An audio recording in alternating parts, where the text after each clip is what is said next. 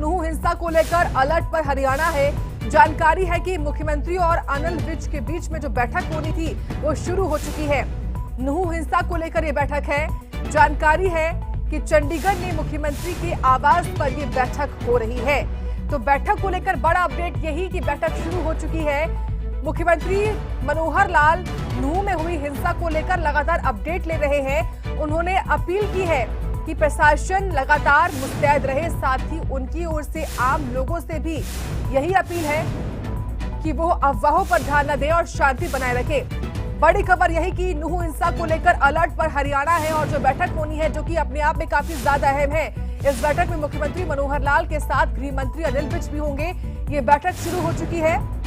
मुख्यमंत्री के आवास पर ही बैठक की क्योंकि हो रही है। ये ताजा अपडेट सामने आया है। नूह हिंसा को लेकर पूरी डिटेल मुख्यमंत्री मनोहर लाल लगातार हासिल कर रहे हैं। वो लगातार तमाम अधिकारियों के संपर्क में हैं। सहयोगी रवि चंदेल का रुख करेंगे और जानकारी के साथ। रवि, क्या अपडेट है आपके पास? खबर है कि नूह हिंसा को लेकर बैठक शुरू हो चुकी है। कौन कौन इसमें शामिल है, क्या जानकारी? देखिए, मुख्यमंत्री मनोहर लाल के संत कबीर कुटीर निवास पर जो है वो गृह मंत्री अनिल विज जो है वो पहुंच चुके हैं और साथ ही साथ मुख्यमंत्री के मुख्य प्रधान सचिव DS ढेसी वो भी इस बैठक में मौजूद है और ये बैठक जो है वो शुरू हो चुकी है। इस बैठक के अंदर खास तौर पर जिस तरीके से नूह में जो हिंसा हुई थी, हिंसा को लेकर क्या कुछ रिपोर्ट जो है वो पुलिस के पास पहुंची है, उन तमाम दस्तावेजों को लेकर जो है वो गृह मंत्री अनिल विज जो है वो संत कबीर कुटीर आवास पहुंचे और बाकायदा मुख्यमंत्री से इन तमाम चीज़ों को लेकर जो है वो बातचीत की जाएगी, गहनता से मंथन जो है वो भी किया जाएगा। लेकिन यदि हम इस पूरे घटनाक्रम का जिक्र करें तो इस घटनाक्रम को लेकर तमाम नेताओं द्वारा, खास तौर पर सत्ताधारी पक्ष के नेताओं द्वारा यही कहा जा रहा है कि एक तरीके से सुनियोजित तरीके से इस पूरी घटना को जो है वो अंजाम दिया गया। तो यदि सुनियोजित तरीके से इस घटना को अंजाम दिया गया तो साफ जाहिर है कि कहीं ना कहीं इंटेलिजेंस की जो लैप्सिंग है वो जो है वो कहीं ना कहीं नजर आती है। जिस तरीके से यदि हम खासतौर पर CID का जिक्र करें, CID का काम क्या है और CID क्या काम करती है और किस बिना पर वो काम करती है, किस बिना पर रिपोर्ट देती है और रिपोर्ट के आधार पर क्या कुछ फैसले जो है वो लिए जाते हैं। लेकिन यदि CID के पास जो थी इस पूरी घटना को लेकर किसी तरीके की कोई रिपोर्ट थी या नहीं थी, ये बहुत बड़ा सवाल है। यदि CID ने इस रिपोर्ट को जो है वो पुलिस को सौंपा था तो पुलिस ने जो है इस पूरे मामले के ऊपर मामले को गंभीरता से क्यों नहीं लिया? जो अतिरिक्त पुलिस बल पहले बुलाया जाना चाहिए था, यानी कि कल जब ब्रजमंडल की यात्रा जो थी वो निकल रही थी उस समय अतिरिक्त पुलिस बल जब वहां पे तैनात किया जाना था उस समय अतिरिक्त पुलिस बल जो वो तैनात क्यों नहीं किया गया? और यदि CID के पास इन्फॉर्मेशन नहीं थी तो CID क्या कर रही थी? ये तमाम सवाल जो हैं इनके जवाब जो है वो इस बैठक में जो है वो मुख्यमंत्री मनोहर लाल जो है वो गृह मंत्री अनिल विज से भी लेंगे। और खासतौर पे बात ये भी है कि CID विभाग का यदि हम जिक्र करें तो CID विभाग जो है वो मुख्यमंत्री मनोहर लाल के पास है, पुलिस विभाग जो है वो गृह मंत्री अनिल विज के पास है। तो साफ तौर पर कहीं ना कहीं दोनों ही नेता जो है वो बातचीत करेंगे और कहीं इस पूरे मामले को लेकर जो है वो अमन और शांति किस तरीके से बहाल की जाए इस पर जो है वो प्राइम फोकस किया जाएगा। जिस तरीके से अगर यदि हम सूबे के गृह मंत्री अनिल विज का बयान सुने तो उनकी तरफ से साफ तौर पर कहा जा रहा है कि हमारा प्राइमरी फोकस जो है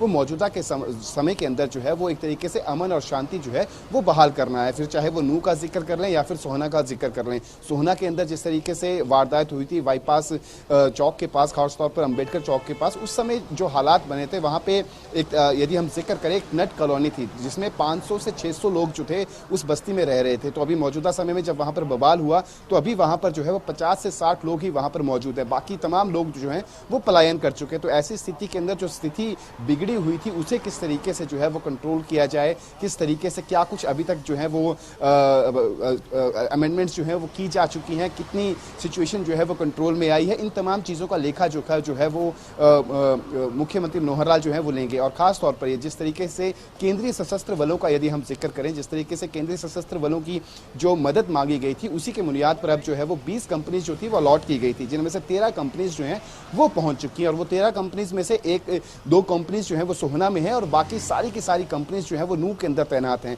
और यदि जरूरत पड़ती है तो बाकी जो कंपनीज अलग अलग देश के अलग अलग हिस्सों में जो है तैनात है वहां से उन्हें एयरलिफ्ट करके नूह में जो है वो लाया जा सकता है। फिलहाल 13 कंपनीज जो है वो यहाँ पर पहुंची हुई हैं जो बाकायदा पूरी सिचुएशन को जो है वो कंट्रोल करने की पूरी कोशिश कर रही है। और साथ ही साथ जिस तरीके से यदि हम नूह के जिला उपायुक्त का जिक्र करें, उनके द्वारा जो है वो कल यानी कि तकरीबन 8:30 बजे के करीब जो है वो दोनों ही समुदायों के प्रमुखों के साथ जो थी वो बातचीत की गई थी और ये समझने की कोशिश की गई थी कि आखिरकार ये हिंसा भड़की कैसे और हिंसा भड़काने के पीछे कौन लोग शामिल थे। इन तमाम तथ्यों को जो है वो जानकारी जुटाने की कोशिश की और सुबह तकरीबन 11 बजे एक बार फिर से नूह के अंदर जो है वो जिला उपायुक्त द्वारा दोनों ही समुदायों के प्रमुखों के साथ जो है वो बैठक की जाती है। न सिर्फ नूह के अंदर की जाती है बल्कि गुरुग्राम के डीसी द्वारा जो है वो सोहना के टूरिज्म कॉम्प्लेक्स के अंदर जो है वो वहां पर भी दोनों समुदायों के प्रमुखों के साथ जो है वो बातचीत की जाती है ताकि अमन और शांति जो है वो बहाल की जा सके। तो सरकार की तरफ से तमाम कोशिशें जो है वो लगातार की जा रही है ताकि अमन और शांति जो है वो बहाल की जा सके और जो सिचुएशन है उसको जो है वो कंट्रोल किया जा सके। इन तमाम चीजों को लेकर जो है सरकार की पहली प्राथमिकता भी यही है कि जितना जल्दी हो सके उतनी जल्दी शांति जो है वो बहाल हो सके। लेकिन जरूरी ये भी है क्योंकि ब्रजमंडल यात्रा हर बार आयोजित होती है, इस बार जब ये यात्रा हुई तो इस यात्रा में शामिल लोगों के हिसाब से क्या सुरक्षा पर्याप्त थी, ये भी बड़ा सवाल है। साथ ही जरूरी ये भी है रवि, जो स्थानीय इंटेलिजेंस यूनिट है क्या उनका भी फेल्योर रहा, क्या उनको इनपुट नहीं मिल पाए?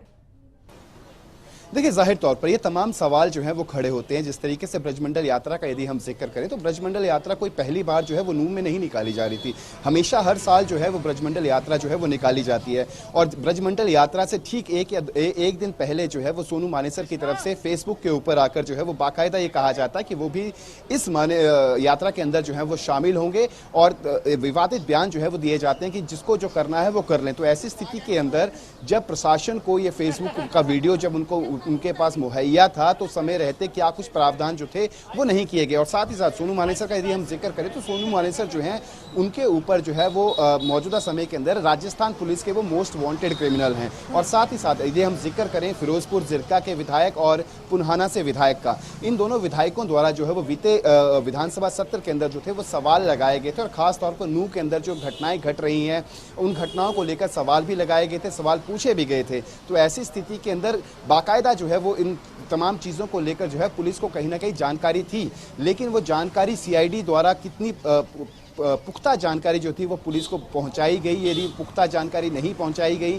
क्या कुछ रहा, इन तमाम चीज़ों को लेकर जो है वो सवाल जवाब जरूर किए जाएंगे। लेकिन फिलहाल की स्थिति के अंदर प्राइमरी फोकस जो है वो सरकार का यही है कि किसी भी तरीके से जो है वो सिचुएशन को जो है वो कंट्रोल किया जा सके, जो हिंसक झड़पें जो हो रही हैं उन हिंसक झड़पों को रोका जा सके और जितना नुकसान हुआ है और जितने लोग जो वहाँ पर फंसे हुए हैं उन तमाम लोगों को जो है वो सुरक्षित स्थानों पर पहुँचाया जाए। इन तमाम चीज़ों की जद्दोजहद में जो है वो न सिर्फ पुलिस फोर्स जो है वो लगी हुई है बल्कि जो पैरामिलिट्री फोर्स वहां पर तैनात की गई है वो भी इसी जद्दोजहद में लगी हुई है। साथ ही साथ यदि कोई नोटोरियस पीपल यानी कि जिक्र करें जो उपद्रवी तत्व हैं यदि वो उनको पकड़ा जा सके उनके ऊपर भी कार्रवाई जो है वो की जा रही है।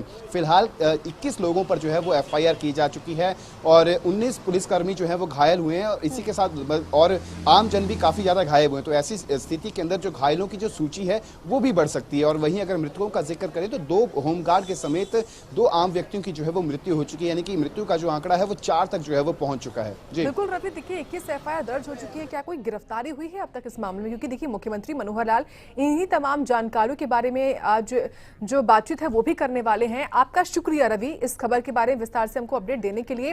फिलहाल ये तस्वीरें हैं संत कबीर कुटीर की, मुख्यमंत्री का आवास है और यहीं पर बैठक चल रही है।